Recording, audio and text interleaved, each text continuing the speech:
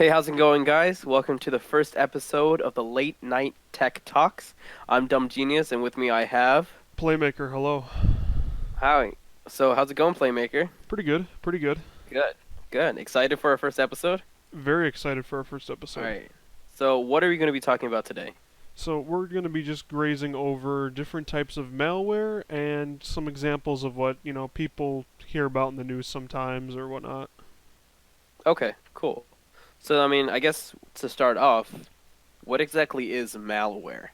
Because As we in, hear it all the time in the news and like on different things on the internet, but what exactly is the like actual definition of malware in a sense? that is an excellent question, and I have a couple different examples actually. So, the first off, malware itself is any type of malicious software. That's where you get the name malware, malicious mal, and then ware software.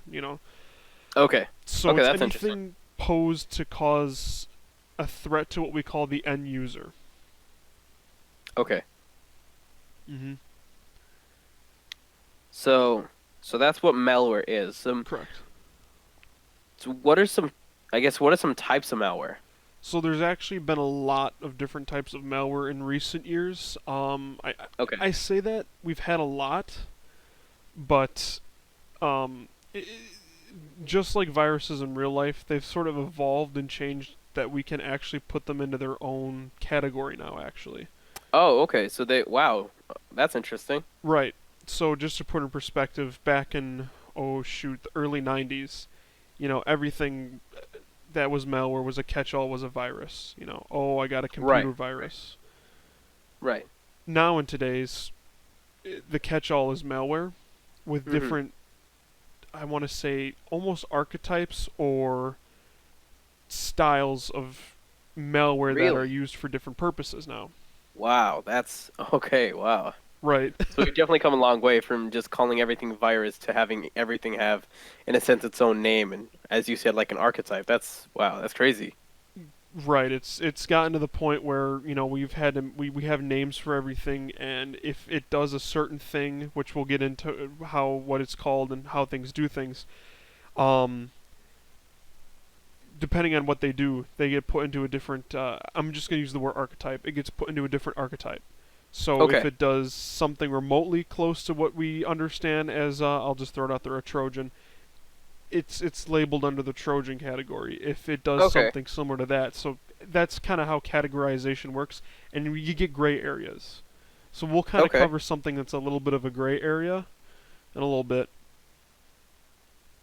Okay. Cool. So then, where do you want to start off after like the different types you said? There. What's the next thing you want to say? Well, I would say that the best place to start is actually describing what malware does. Okay. So we have a terminology. It's called a payload. So Okay. That's interesting. I mean, when you say payload, the first thing that jumps into my head is like a payload to be like dropped off, like either like some bombs or something, like right, yeah, yes, explosives or something around, something along that line. correct, correct. So the best way I know it as is a medical term in itself. So a payload that you Okay. got to think of is like the symptoms of a physical virus that a human being will experience. The Oh, adverse okay. effects that it causes are what the payload delivery almost is what you would want to call it as. Okay. All right, the best. I guess I can give an example. You're working in an office setting. You work for, oh geez, let's just use. You're working as a sales manager for Walmart. We'll just throw it out Okay, there. sure. This video isn't Sure. sponsored by Walmart, but the first thing that came to mind was Walmart. And you're working along, whatnot, and then you see this email pop up, and it's from your boss, right? Okay. And the CEO or whoever you work under, and he says, click this link and tell me what this, tell me, oh gosh, one of the best things. Click this link and tell me your thoughts or give me your feedback or something, that would seem perfectly normal, but you don't notice that a couple words are misspelled or incorrect or it just says dear employee. And then your boss or the CEO knows your name. So why is he calling Huh. you dear employee, but you don't think about it? You think it's just a Okay. mass email that everyone got sent in the office. You Gotcha. run that file that he inserted, or you click on that link, and it installs malware. So then when you do something, installing it, running it, opening it, that's when the payload gets delivered, and that's when you start seeing the actual manifestations, or I use the word physical stuff, and I'm using air quotes when I say physical, but it's more of what happens in the computer, almost in the cyberspace, is what Okay. I like to describe it as. It happens in the computer. So your technology itself, your physical hard drives and whatnot, the files on there might be damaged, and you might have to completely, you know, what we call re-image them, wipe them clean, reinstate them, reinstall everything. But the physical components may not be damaged. I know there might be some malware out there that does that, but to my Wow. knowledge at the moment, I've never personally encountered anything that causes physical damage to a device. Let's hope we don't get there anytime soon. It's getting very close to some of the stuff that's been happening lately in the news. It's getting Oh close. goodness.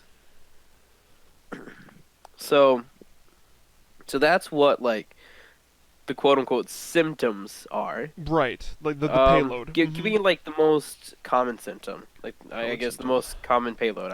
I mean. Well, I guess that kind of leads us into. We can start with the most recent virus. And this year, 2019, and the beginning of 2020, this is the year of ransomware.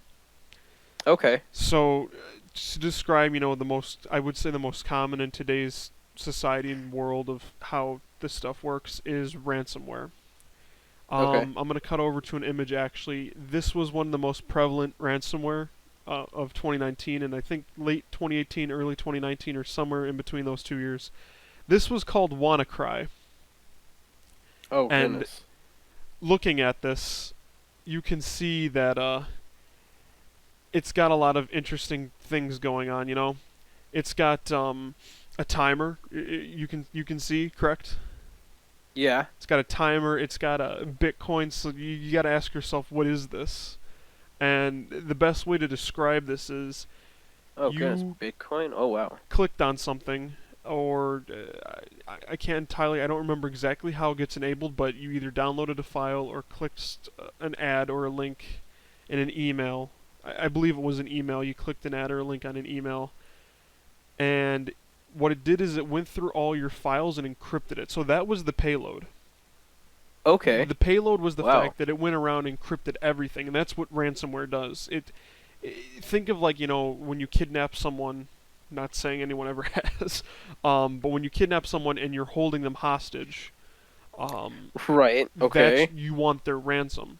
So what this does Right. is it, Right. it quote unquote kidnaps your files and holds it at ransom, and makes you pay Oh out goodness. Bitcoin, which you can see right here, Bitcoin. And the interesting thing about the price of Bitcoin, and I can already answer something, is why Bitcoin, right? Bitcoin is Well, untraceable. why Bitcoin? Right. Bitcoin is It's untraceable, untraceable. and you can't follow it like you could follow paper money, right? Okay, that's interesting. Right. So when hackers send this stuff out, they want Bitcoin, one, so they can keep on buying whatever they're buying off the dark web or whatnot, or exchanging cryptocurrency, because that's one of the more popular ways to do this. Because, like I said before, untraceable, very under the table. You can get it in and out. People can't really follow it back. It's very Wow. lucrative. I believe the exchange rate, it drops and goes up and down every year. Huh. So they do that. They utilize that as their main ransom. The timer there is just showing you how much time you have left until all your files will be deleted. So they give these people an actual counting down timer on their computer, and when you look at your files, they'll have these long. When you open up a typical file folder, it's just got like a little, like, file number one or something, or whatever you named it, right? Right. When ransomware encrypts your files, it goes into a long encryption name. So it's like EXJFJF whatever, blah blah blah blah blah blah. It's this Oh long wow. encryption, Okay. and you have to get, either you pay the ransom, which I never recommend you do. Please, anyone who's listening to this podcast, do not pay a ransom. Now, given you might go, well, what do I do? Now, there's people out there in the cybersecurity field of study. They go about and they try and get decryptors out to people. And what a decryptor does is it decrypts the encrypted files. So it will start to release your files from the ransomware, and based on how much time you have, you'll get those files back. But if you run out of time or you pay the ransom, you're not guaranteed your files back. Really? Right. They could just say, hey, thanks for the Bitcoin, goodbye, your files are deleted. So there's no guarantee you can ever get it back. And what's always interesting about ransomware, if you look here, it just talks about, what happened to my computer. They leave messages for you. This was a pop-up window. Another popular one is they change the background on your computer screen. So your background wallpaper turns into this message you have to read. Oh, And geez. all your files get locked down. Yeah, some of them do that. Some of them are pop-ups. This one was a little bit more well designed. It gave you the link to send your Bitcoin to. It said send over $300 worth of Bitcoin to this address, which I can quickly Google the price exchange of that. For US dollar? Okay. Mm-hmm. I I mean, mean, it, that's it smart though. Like, I mean, skyrocketed. because especially, It I mean, so just three. thinking about it. Yeah. Sorry for cutting Keep off. going. But Yeah, like, keep going. just thinking No. about it, like, even if like doesn't matter where you're from, what language you speak, you can translate this to a million different languages, and anyone that has a computer can get this. And then instead of like dealing with actual physical currency exchanges, like you said, Bitcoin is untraceable. Mm-hmm. Its Mm-hmm. exchange rates are different. Like that's yeah, that makes a lot more sense why they're using cryptocurrency rather than a physical uh amount. Right. So I have the results for this time currently. So we're talking like of 2020. Its actual exchange rate from 300 USD is actually 0.035 Bitcoin. So not a whole lot, It's been going down, but when this was put out, if you remember, Wow. there was like the whole Bitcoin boom. Everyone thought, okay, we're going into cryptocurrency. Yeah, I Um, remember that. yeah, I mean, there was a lot of people wanting to get into Bitcoin and looking into going to Bitcoin, and Yeah, through I that, remember all my friends wanted to start mining. right, and that's like a whole other thing that we can cover in another podcast. So what they did is they forced people to get Bitcoin and give it to them, and they weren't even guaranteed their files back. Like this one even says you have 3 days to submit the payment. After that, the price will be doubled, so it keeps on going up. And if you don't pay in 7 days, you won't be recovering your files forever. So they always leave Wow. these really threatening notes to people that really gives them a sense of urgency Right. when the urgency's not always there. Get a Right. decryptor, find someone that can help you, call your local. There's always some type of cyber. I don't want to use the word cyber police, but Like cybersecurity in a sense. cybersecurity people are standing people for the government there might be a division of the police that deals with cyber crimes. This is counted as a cyber crime. This Oh, wow. any malware in itself that has malicious intent is pretty much deemed a cyber crime. Oh, wow. Okay. Yeah. That's I mean, it's nice to hear the fact that the police and the government in general is like actually doing something about it instead of being, you Passive on know, it, right? right, absolutely. Right. I mean, it's not quite there yet. I mean, they're still working on it. Like, not a lot of rural places take this seriously at times, or I was told a lot of the police departments and whatnot are not always trained to handle this sort of situation. So there needs Gotcha. to be improvement, but I mean, this stuff all, I mean, we're talking from like going from AOL to where we're at today. Oh yeah, I mean I that's gonna mean, it's definitely only take been some at time. least 25 years, I want to say. I mean, the internet's been around a little bit longer than that, but like having like every human being connected one way or another in people's houses, this is all Right. fairly new. Huh. So that's ransomware. So like when you ask what was like a prevalent thing, if you think of 2019, the most prevalent malware, and even into 2020, Mm-hmm. ransomware. It's the most deadly malware you can encounter as of right now. Okay. because you can lose everything. I mean, everything can just be gone. Uh, So it gets scary. no, yeah, that's genuinely terrifying. Like, And if you're a person that doesn't understand computers all the way, or you're older or whatnot, and you see that, oh, I have no idea it's how not to even react. funny. You get terrified over the fact that maybe photos of your grandkids are stolen. Who has them? Right. Right. Right? Or if you're like a Oh goodness. businessman who's working on like a huge report or something, Right. you Oh my lose it. goodness. Yeah. Right. Oh wow. Yeah. And then people purposely target who they think they can hit, which kind of brings us into that next bit of malware. I think you were talking about phishing. Phishing? Phishing malware. I think that was next on our little itinerary that we were kind Yeah, of going it over. was. Yeah. So I'm gonna So, ask you a question. okay, sure. What do you think? Shoot. What do you think about phishing? Like, what comes to your mind? Like, what's the immediate? I don't know. Fishing sounds like fishing. Like I'm going out to catch a couple fish. Right, right. That's pretty much how they do it. So if I can switch over to the next image. This is a phishing email.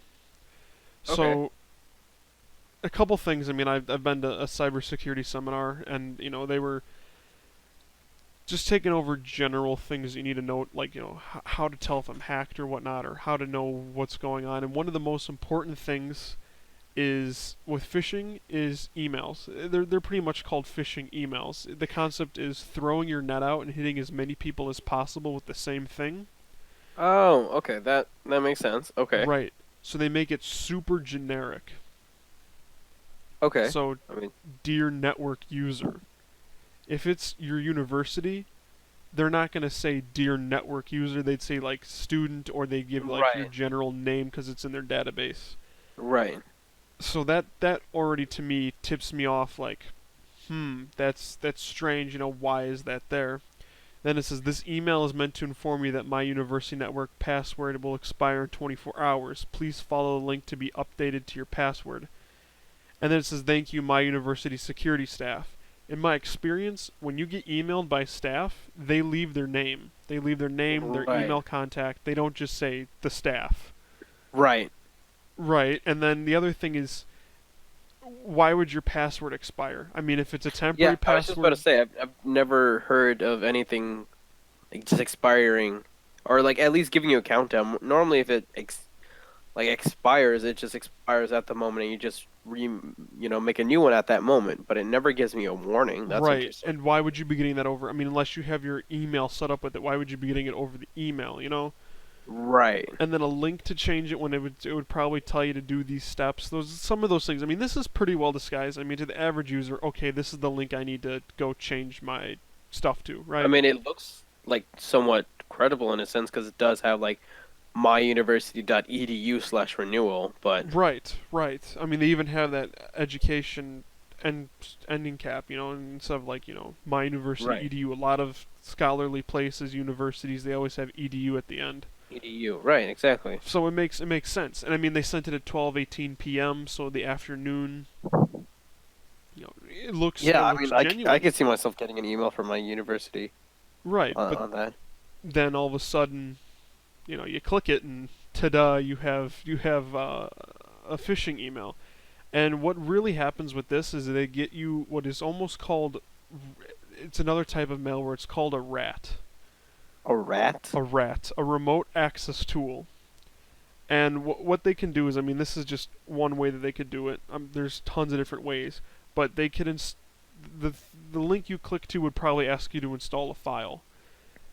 Okay. At that point, I'd start questioning, okay, why? Maybe people think it's changing their passwords or something, or you click down and it would say save this please, and it'll update. There's all sorts of things, or even better yet, the phishing email could contain a file. Click this. This is from my boss. It doesn't always have to be a link. Okay, that's interesting. And if you download the file or take the file off of something and it's got a rat in it, that's a remote access tool. Someone miles away could sit on your computer and then compromise it. They have Oh, access to geez. your computer when you're not, let's say you're an office worker and you downloaded the file by accident. You got a phishing email, you thought it was from your CEO, he wanted you to look over this Excel spreadsheet. You save it, You get up and go and heat your lunch or something, but you leave your computer on, which is one of the biggest do not do's at all if you're working as a cybersecurity, not even cybersecurity, if you're working at anything in general, cybersecurity to office, do not leave your computer open. Always shut it down or, sleep mode it. Whatever you do, do not leave your screens open. Do not leave your keyboard or anything accessible.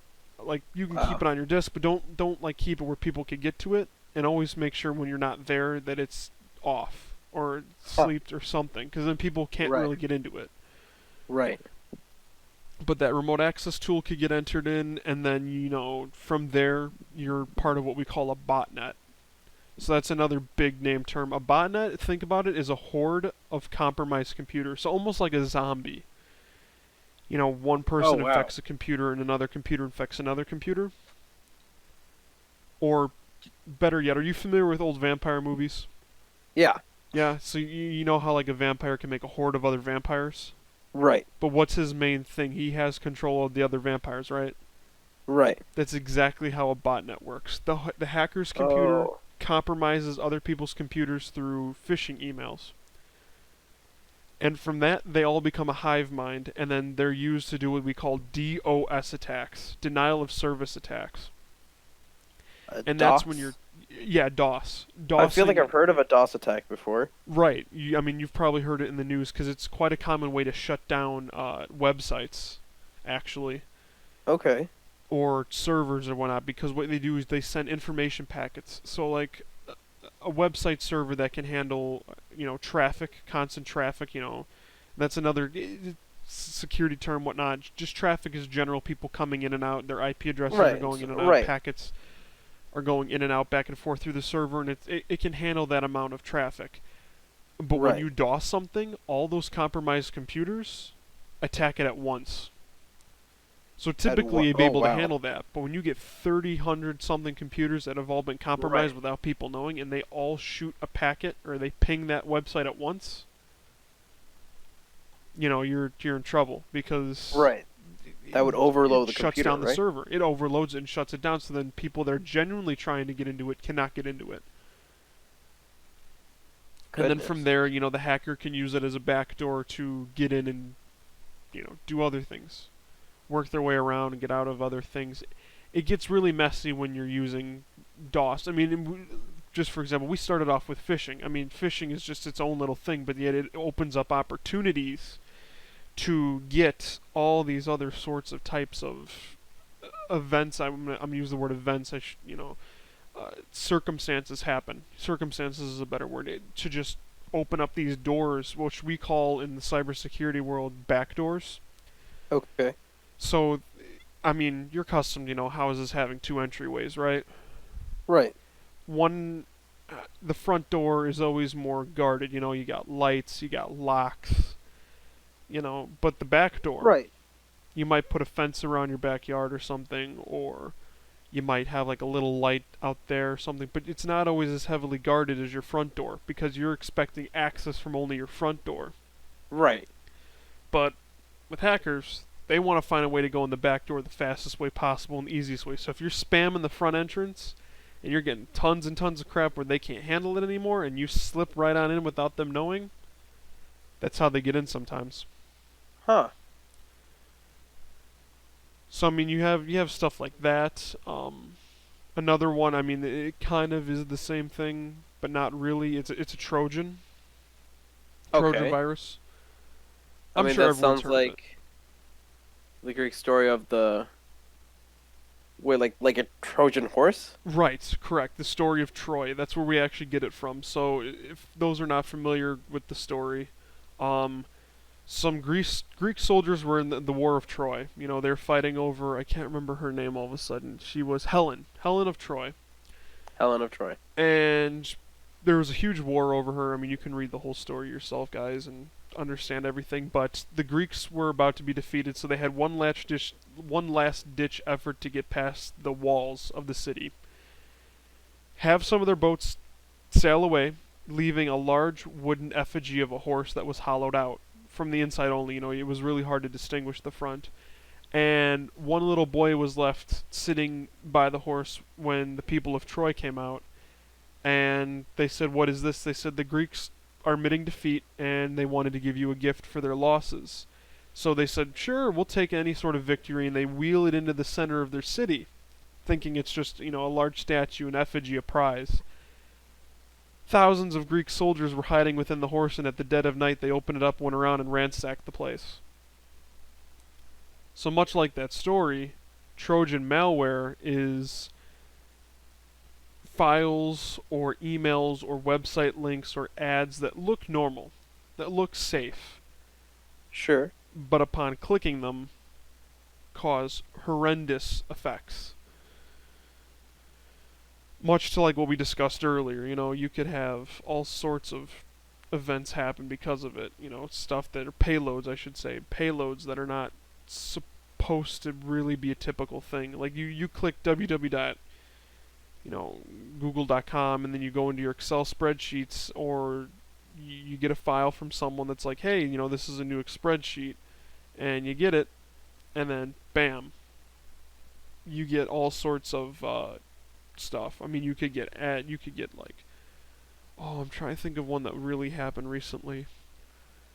Oh, I mean, it's starting to not be as popular, because ransomware was definitely up there. Don't get me Okay. wrong, though. I mean, all these are still very prevalent. Right. It's just not. Some of them work a lot better. I mean, Trojans have been around for years, so people are all used to that chain email. That's what I was thinking of. Remember those chain emails? Right. Yeah. Like you Yeah. get like Totally. a what was it, When Carla's Ghost or something, or Consuela's Oh Ghost or God. something, and you get it in your Outlook or something. It's like, send this to 8 other friends or you'll be cursed. Yeah. And it has a file, and you click the file, and it shows a photo or something. Yep. That would have a Trojan in it, and then depending on what the malware was supposed to do when the Trojan opened up, that's what happened. So we were talking about like "You Are an Idiot" virus, right, earlier before the Right. podcast. Right. You could send that as a link and say, best website I've ever visited, this is amazing, and then send the link and someone clicks it, you're spammed with a fork bomb. So that can cause that Trojan's like almost another enabler, if you will, Wait, of. have we gone over a folk form? We have not. I think we'll save that for another episode because we could dedicate an entire episode to "You Are an Idiot" and how fork bombs work, because those themselves are rather interesting and fun. Okay, And sure. I plan to actually get some footage going of that. Actually, I'm Oh, excited to say great. I might be able to do that. Sure. So I believe we've hit almost everything, right? Was there two more malware that you had listed? Yeah, we already did ransomware, Trojan phishing, spyware and adware. Right, spyware and adware. Those two are pretty similar to each other, I'm gonna say. Okay. I mean, they sound pretty similar. They do. Spyware is a little bit more sneaky. I'm gonna say it encompasses a little bit more than adware, but Okay. adware's linked to probably some of the most annoying things that people face today. And I'll let you guess on what the most annoying thing adware has you deal with. So just take a guess. I don't know, something annoying. Pop-up So, ads? yes, pop-up ads that specifically are connected to scams at times. Oh, great. Right. You ever get those like critical error? Let's see if I can Oh, find one. yeah, Microsoft is calling you. Windows critical error. Call So you this ever get like number. these scams? I misspelled Or like scam, the but you are a winner, and yeah, then like just if like you keeps ever on see playing it over. these, like It's like critical congratulations, you just won a error, new or iPhone. what is it? Critical error, like Google Chrome critical error help desk. You see these numbers here? Right. Those are fake. Those are just complete fake.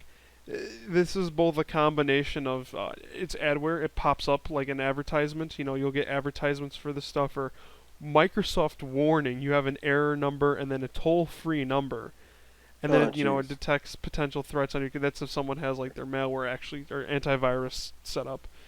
Right. But you shouldn't just see that all the time. And if you do, there's not a number included all the time. Uh-huh. I say that I've never encountered a critical error. I've had blue screens, and there's never a phone number installed. There's always a, hey, you can reach us at this, website or this email or something, or contact Windows and send them a report. But even if you get a blue screen of death, it doesn't mean your computer's dead. There was either a bit of data that didn't quite register right, or maybe there was something wrong with your boot up. I know I was Uh-huh. repairing a computer the other day, Uh-huh. and I messed with the boot order. Okay. So when it would try and boot out of the what we call the BIOS menu, Uh-huh. in actuality, it would kept checking the other drive, not the solid state drive that I had my operating system on, so it couldn't start Windows. It didn't know where to look for Oh, Windows at. that's So interesting. it corrected itself, but there was a whole system where it didn't want to work right. It didn't want to. So you'll never get something quite like that. But I mean, you could just look for hours at all the different scam attempts. Windows Defender alert: Zeus virus detected in your computer. Please do not shut down or reset your computer. Windows Defender is a legitimate like antiviral software. I mean, it comes built in Yeah. with your Windows Yeah, I was computer. gonna say I'm pretty sure I've seen like Windows Defender online. But I don't ever recall them giving you a toll-free number to call if something No. happens, nor No, looking they like definitely have. this. No, not at all. They always have the little shield and everything, so you gotta, sometimes being smart is the best thing you can do when dealing with these things. Actually, here's a real common one: critical warning in red. Yeah. Anytime you No, I see, can like big bright red, and then click here to your IP address. They're looking for. Now I don't know if this is legitimate. I mean, I'm honestly just on Google Images looking at stuff, but like, check your IP address and enter your 25-digit product key below. Uh-uh. what? Oh, no You way. don't want to give out your product key because that's your copy of Windows. You can reuse it, by the way. I mean, I don't think too many people know that once you have it, if it's a legitimate purchase, you can keep using it for VMs or whatnot. Which that's a whole other thing we can go into later on down the line if people want to hear about it. I can show VMs people is how to in set up a VM, which is virtual machine? yeah, a virtual machine exactly. Okay. Gotcha. But you don't give out your IP address. That's like your home address for your computer. I mean, that's every time you go to Yeah, a website's logbooks almost they're servers, but a logbook will get stamped. Bam, this IP address has been here, and so an that gives IP off address is just like an address, but like your basically like your virtual address. correct. I mean, it gives your location, country. I mean, I've seen people geolocate IP addresses down to the exact city people are sitting in, the exact blocks that they're in. Wow. So it's pretty much like a home address, except everywhere you visit on the internet, your IP address is stamped. So even if you want to like say, oh, I'm going to use incognito mode, your history won't be saved, but your IP address is still registered. Right. So the only way I think you could ever get around, hiding your IP address would be using a Tor or Onion browser, which that's a whole other episode we could get into as well about complete anonymity when you're on the internet. But you never give your IP address. Never give What your about IP like address. a VPN? What does that do then? So a VPN actually encrypts your IP address. Okay. So it's what is called a virtual private network. Right. So the way things work, at least in America, other countries have different laws on it. What they do is when you have your internet connection, your Wi-Fi goes out, your IP address goes into your router, bounces out to a server, it pings whatever server, and they call them mid-range servers, and then the main servers, the mainframes almost. Okay. So the way things are certain, a lot of companies do. So like, let's say you're doing online banking, Okay. and you send a message out saying, "I'd like to transfer 30 something thousand dollars to this account." Right. That phone or whatever you're using, your computer sends that information out to your router or wherever you're at, and then that router sends a signal out to a server or what we call the mid-range server, which is a large building placed somewhere that's meant to just receive the image and then send it out to somewhere else. Okay. So it's like a stepping stool. Right. And certain, some cities and countries are small enough where they don't have to have a lot. Some of them, like the United States, are massive, and you have to have multiple throughout the entire country that connect to each other and then bring you to the main server or the main mainframe. And Okay. from there, the transaction will be done. That transaction gets sent out and bounced around. Okay. So, what a VPN does, though, when connecting to the internet and whatnot, is it actually encrypts your IP address when it gets sent out. Okay. So what encryption really is it makes it where you can't immediately read it. You need to undo the whole passcode, and the longer the encryption, the longer it takes. Like I think a 16 character encryption takes like 19 years to crack. Don't hold me on that, Wow. guys. I could be completely wrong on that one. I've heard all sorts of different wild stuff. Like a 5 character one takes about 3 weeks, something like that. Okay. So the important So thing though with uh, VPNs, they don't, since they're encrypted, they don't log that you've been to those websites. they don't. They don't. And then you can Okay. also, it changes your IP address, so then it can make it look like you're coming from a different country Right. or a different region. So like if you wanted to say, a lot of people I know use VPN so they can watch Japanese anime straight from Japan instead of having to wait for Netflix to adapt it. You Okay, know, that's pretty cool. so you can change your geolocation, and then that Netflix will change to correspond to that region. It Okay. doesn't get logged because it's a VPN, and I shouldn't say doesn't always get logged. Some of them log due to laws. Like in the United States, you must keep a log record of who's been where on your computer. Okay. But a popular company out there, NordVPN, since they're Uh-huh. located in, I believe, Norway, their laws state that they don't have to keep records of everyone's, transactions. I use the word transactions not in a monetary sense, but like I should use the word transgressions going throughout the internet. Okay. Every place they visit, they don't have to keep a record of it. Okay. So you use that, masks you, and from there, you can essentially do whatever you want. It doesn't make you completely safe. Your service provider will probably figure out you're using a VPN, or government could always find it out. But Right. for the most part, for the average user that's just wanting to maybe not have, a ton of ads specified to them or groups of people trying to do stuff, VPNs work great. And that's pretty much what a Okay. VPN does. And that brings us actually to our last bit of malware, which is adware. Okay. So I guess I'm going to ask you take a guess on what you think adware does. So we were just talking about spyware, right? Yeah, spyware. Okay. And then adware is pretty much the same. I Uh, mean, it's to do with ads. correct, like pop-up ads. I'm trying to find a. Here we go. This is more tailored to Apple, but pop-up window pops up, virus found, or you're the 688th visitor to this website. You get a free phone.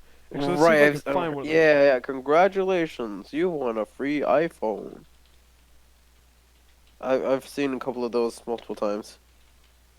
Or like you But won. like, so even if it pops up, that's okay, right? Like, 'cause that's As long as you don't click it. I mean, like here, I have an image pulled up right here.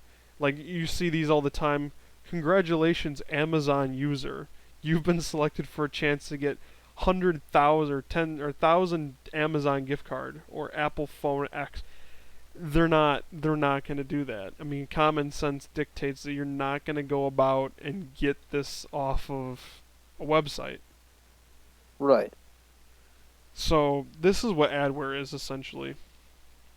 It's Okay. pop-up ads. I mean, if you click on it, it can get severe enough to where even when you're not on your browser, it'll Yeah? still be popping ads up in the background. That's when you've gotten infected by Seriously? adware. Ooh, yikes. And typically, antiviral software protects against it. It Okay. prevents it, and it will warn you, saying, "Hey, this is adware or whatnot," and don't go to shady websites. A Right. I lot mean, of don't go to certain websites that would pop it up because it's going to be they'll put it where you're going to click the most. Like this person looks like they're on their iPhones, and we'll just go with this. It looks like they're in their iPhones clicking, and then look where all the ads pop up. They have the close down here, but most of them have OK, and then it's right near where they would slide down to get rid of the website, or slide up to get rid of it, or Right. it's right in the center. It's right where your thumb's Right. gonna hit. Right. This person was even using incognito mode, trying to get Huh. away from it, but you always get it every once in a while. So the important thing Right. is to get rid of it, and then make sure you don't have cookies, because Okay. What cookies are are cookies? installed by websites to track you once you're done. I mean, every website does it. A good Okay. example is you like Amazon, right? Yeah. Everyone in the world likes Amazon. Who Eh, doesn't? Right. Have you ever gotten those, like, you'll be watching a YouTube video, or you maybe, let's say as a kid you were at on the, well, this is going to show our age, the Toys R Us website, Yes. and you're like, "Oh, this is cool." And you looked at it for a while and then you closed it, and then you Right. start getting Amazon ads for that toy or something Well, related to it. yeah. Yeah. That's cookies at work. Oh, okay. It tracks what you're looking at, and that's how a lot of people make money, because that data on how you're, what are you looking at, what are you interested in buying, is priceless to companies. Right. No, without a doubt. Yeah, because that's marketing gold. Exactly. So with that, other places like these where you get adware, they put cookies on there, or the actual malware itself gets on your computer, and then you're pretty much just stuck. You gotta figure out how you're gonna delete it, clean it, wipe it, get rid of the cookies, and just don't fall for it. Whatever you Okay. do not fall for it, please. It's not as prominent. You're not gonna get an iPhone. You're not gonna have Google send you a Oh, thousand come on. dollars. Dude, I Some people broke my fall dreams for it over though. here. I need a new phone. I need the $1,000. And yeah, no. Right. Some people fall for it, and what really gets it is children, because Yeah, they'll no, go a I could free totally see that. phone, and then they'll click it thinking that, Right, yeah. hey, it's on the internet, it's got to be safe, and then I've done that when I was younger. I remember my first computer was a Windows XP, Uh-huh.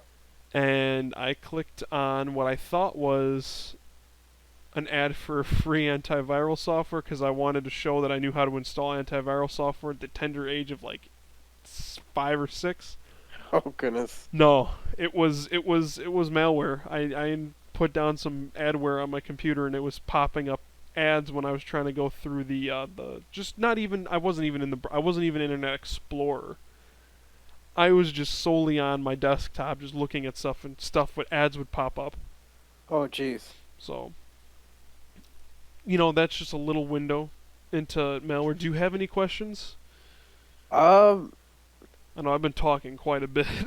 Not really. I mean, there's a lot of stuff, but I think for the current moment, you kind of just explained some of the basics of it, I guess, right? Right, there's a lot of there's trust me, there's a lot more to it. There's a lot more complex I malware out there. I mean, if I people don't doubt it. are interested, I mean, I could do a little bit more research. I could talk about worms. I could talk about, all sorts of stuff. Meme malware, which is more of like joke stuff. There's YouTube videos all over the Meme place. meme A guy malware. we're both mutually subscribed to, the Ordinary Gamer. Yeah. He loves to cover creepypasta malware, which is just, someone programs Oh, malware to goodness. act like a creepypasta story that is about malware. Oh, nice. So there's stuff like that it's not exactly malicious, but it's meant to, mimic, like, if it deletes your Win32 file, your computer won't work anymore. Right. You'll have to, entirely clean out your entire hard drive, and then, oh, I don't want to use the word repartition. You might have to repartition it and, really restructure it, clean it, and then reinstall Windows or something. You'd have to get a clean reinstall, but my Huh. advice: keep backups, use your common sense, and don't click random things on the. If something pops up and says you won $1,000 and you're on the internet, Yeah. it's Chances not. are. It's not gonna happen. I'm sorry.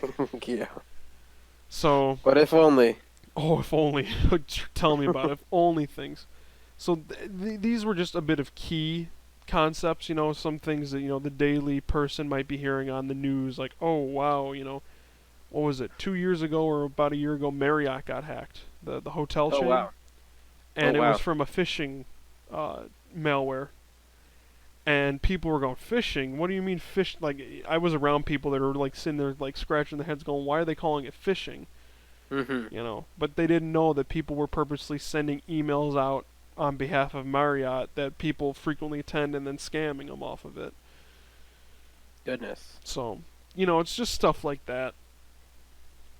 That's crazy. Yeah, it's But a yeah, wild west out here. I don't doubt it. No. But I think that's just about our time. Right. Yep. Uh, We're about to hit that end time point. So yeah. So thank you so much, Playmaker, for this first pilot episode into the wonderful world that is malware. hey, Uh, hey, you know what? I have a feeling with people that stick with us through this podcast, you're gonna learn a bit. I know I just know one thing for sure that I've already learned a lot more than I did right. just Some what, a couple people, minutes ago. this is gonna be a huge information dump. Some people are gonna love it. Some people are gonna have to take it by little breaks. Take as much Yeah. time as you need. It's a lot of information. This has taken me years to understand. I didn't just gain all this knowledge within 24 hours or something. I mean, I don't think anyone could. I'm not a Rick and Morty fan, all right? I'm not that smart, all right? Okay, okay. All Right. right. It seems like the I'm the only true intellectual in this conversation. Right. So, All right. Well, people who stay tuned, you will definitely understand a lot more to this, and I think you guys will get a lot smarter and benefit a lot more from this. all right. Sounds good. All Well, right. Playmaker, it's been a pleasure, and I'll see Thank you you. next time. Yep, we'll see everyone next time. Have a good Thanks so night. much, guys. This is the end of our late night tech talks. Have a wonderful rest of your day. Bye.